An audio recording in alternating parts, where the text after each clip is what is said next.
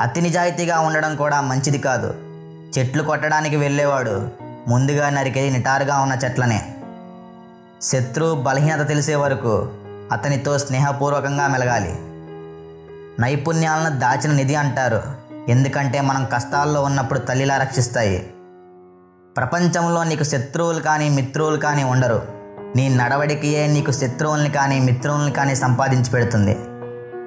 మూర్ఖులను గౌరవించని చోట, ధాన్యం బాగా నిల్వ చేయబడిన చోట, భార్యాభర్తల మధ్యన గొడవలు జరగని చోట ఐశ్వర్యానికి దేవతైన లక్ష్మీదేవి తన స్వశక్తితో వస్తుంది. కామం లాంటి వినాశకరమైన వ్యాధి ఇంకొకటి లేదు. ప్రశంసలు అబద్ధం కావచ్చు కానీ అసూయ ఎప్పుడూ అబద్ధం కాదు. మంచి పుస్తకాలు జ్ఞానాన్ని కలిగిస్తాయి. చెడ్డ పుస్తకాలు చదవడం వల్ల ఉపయోగం ఉండదు. అన్ని పాములు విషపు పాములు కావు.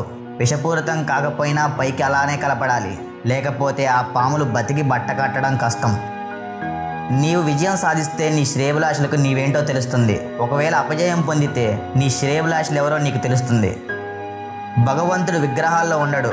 మీ భావాలే భగవంతుని స్వరూపం. మీ మనసే దేవాలయం. జింకను కాల్చాలని కోరుకుంటున్నప్పుడు మధురంగా పాడే వేటగాడిలాగా మనం ఎవరి దగ్గర నుండి సహాయం ఆశిస్తున్నామో ఆ వ్యక్తికి నచ్చే వాటినే మనం ఎప్పుడూ మాట్లాడాలి. పూల వాసన గాలి దిశను బట్టి వ్యాపిస్తుంది, కానీ మనిషి మంచితనం మాత్రం 4 దిక్కులా వ్యాపిస్తుంది. ఎవ్వరూ కూడా ఎలాంటి స్వార్థం లేకుండా మరొకరితో జట్టు కట్టరు. ఏ ప్రయోజనం ఆశించకుండా ఉట్టిగా స్నేహం చేస్తున్నారని ఎవరైనా చెబితే దాన్ని నమ్మిన వాళ్లే శుద్ధ అప్రయోజకులు.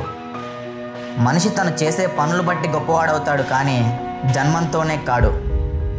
చాలా కోపం, మర్యాద లేని మనస్తత్వం కలిగి ఉంటే ఎట్టి పరిస్థితుల్లో పెళ్లి చేసుకోకండి. అలాంటి అమ్మాయి భర్త జీవితంలో సంతోషం లేకుండా చేస్తుంది. ఒక వ్యక్తి ప్రస్తుత పరిస్థితుల ఆధారంగా అతని భవిష్యత్తుని అంచనా వేయకండి, ఎందుకంటే కాలానికి నల్లబొగ్గును కూడా మెరిసే వజ్రంగా మార్చే శక్తి ఉంది.